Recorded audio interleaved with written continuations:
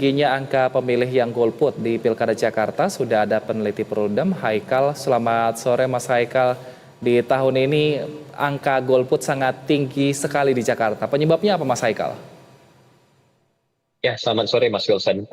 Sebenarnya ada banyak penyebab ya yang kemudian bisa kita lihat ada banyak faktor yang mungkin menyebabkan partisipasi pemilih di dalam Pilkada 2024 ini menurun. Pertama, kami melihat bahwa ada faktor kejenuhan yang dirasakan oleh masyarakat karena dekatnya pelaksanaan pemilu dengan juga pelaksanaan pilkada yang lebih kurang hanya berjarak hampir dari tidak kurang dari 11 bulan ya, yang kemudian itu menyebabkan masyarakat juga memiliki kejenuhan untuk kemudian dihadapkan dengan kontestasi politik.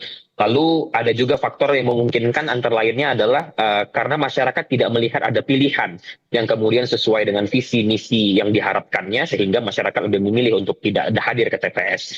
Atau ada juga faktor-faktor teknis misalnya yang kemudian bisa menjadi alasan juga seperti misalnya sosialisasi yang kurang, lalu kemudian ajakan yang kurang masif dilakukan oleh penyelenggara pemilu, atau bahkan juga karena TPS yang berkurang sehingga jarak antara rumah pemilih dengan ke TPS itu juga meningkat, yang menyebabkan masyarakat enggan untuk kemudian hadir di TPS pada hari pemungutan suara. Dan mungkin untuk beberapa daerah lainnya ada juga faktor-faktor keadaan kahar, misalnya yang terjadi di Sumatera Utara karena adanya bencana alam berupa banjir dan juga hujan deras. Baik, nah tapi kan kalau di Jakarta ini kita tahu sebenarnya pemilih ini cukup aktif dalam pilkada-pilkada sebelumnya. Bahkan di Pilpres juga cukup aktif seperti itu, cukup tinggi partisipasi politiknya. Nah kalau tadi sudah disebutkan beberapa alasan mengapa warga ini enggan memilih. Sebenarnya kan ada opsi juga untuk datang ke KPU, kemudian mencoblos surat suara yang dibuat tidak sah seperti itu sehingga partisipasi politik tetap tinggi. Apakah ini juga tidak dijadikan opsi oleh warga Jakarta sehingga tadi angka golput tetap tinggi, Mas Haikal? Ya, kalau kita melihat kalau berdasarkan rilis KPU ya, kan yang dihitung berdasarkan surat suara sah dari proses pemungutan juga penghitungan suara di tanggal 27 kemarin, itu ada 4.360 sekian suara sah. Dan kalau kita lihat jumlah suara tidak sahnya berdasarkan hasil dari pantauan dan juga rekap yang dilakukan oleh teman-teman masyarakat sipil melalui platform Jaga Suara 2024, ada 363.000 sekian jumlah suara-suara tidak sah. Dan sisanya yang berjumlah 3.800.000 sekian baru kemudian memang tidak hadir di dalam proses pemungutan suara. Nah, ini menunjukkan memang sebenarnya ada keengganan yang jauh lebih tinggi yang dirasakan oleh masyarakat. Oleh karena itu mengapa kami tadi menyampaikan salah satu faktor utama yang kemudian bisa kita simpulkan ya menjadi atau kita duga menjadi alasan menurunnya partisipasi masyarakat khususnya di provinsi DKI Jakarta itu adalah karena ada kejenuhan oleh masyarakat. Jadi masyarakat lebih melihat bahwa di dalam proses pilkada ini tidak ada kemudian dorongan di dalam diri untuk kemudian memberikan suaranya.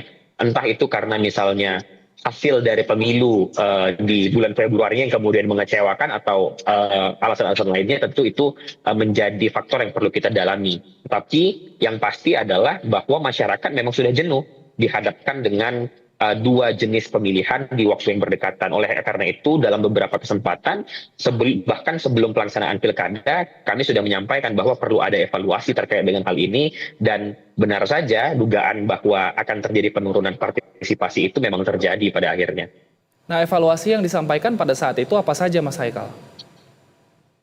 Ya, evaluasinya ada beberapa hal ya, terutama yang berkaitan dengan waktu keserentakan penyelenggaraan pemilu dan juga pilkada ini. Kami beberapa bulan sebelum pada proses masa persiapan ya penyelenggaraan pilkada ini sudah mengatakan bahwa menggabungkan pilkada dan juga pemilu di tahun yang sama atau dengan istilah lain yang kami sebutkan sebagai menumpuk seluruh jenis pemilihan itu pada tahun yang sama itu memang cukup berbahaya atau cukup berpengaruh terhadap partisipasi masyarakat. Karena apa? Masyarakat kita harus mengakui ya bahwa literasi politik masyarakat kita belum begitu tinggi sehingga ketika dihadapkan di dalam dua kontestasi politik di tahun yang sama ini itu menyebabkan masyarakat jenuh.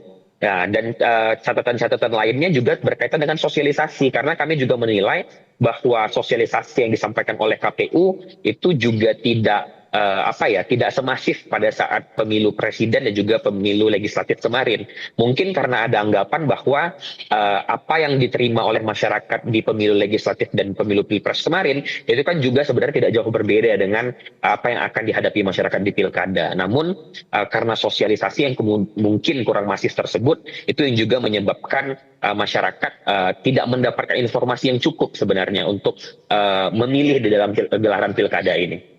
Baik, selain KPU kan sebenarnya tanggung jawab untuk memilih di pilkada juga diemban oleh para paslon. Kalau dari para paslon ini menurut Anda apakah memang waktunya masih cukup terlalu singkat untuk berkampanye sehingga tadi sosialisasi tidak berjalan dengan baik atau seperti apa? Singkat saja Mas Haikal. Ya, mungkin itu juga menjadi salah satu faktor ya, dan menurut saya itu juga diakui oleh partai politik dan juga kandidat bahwa mereka merasa memiliki waktu yang terlalu singkat untuk kemudian mempersiapkan pilkada ini termasuk di dalam kampanyenya. Baik, baik terima kasih sudah bergabung bersama kami di Berita Satu Sore, peneliti Perludem Mas Haikal. Kita harapkan semoga evaluasi ini bisa jadi pertimbangan di pilkada-pilkada berikutnya. Terima kasih, sehat selalu. Terima kasih.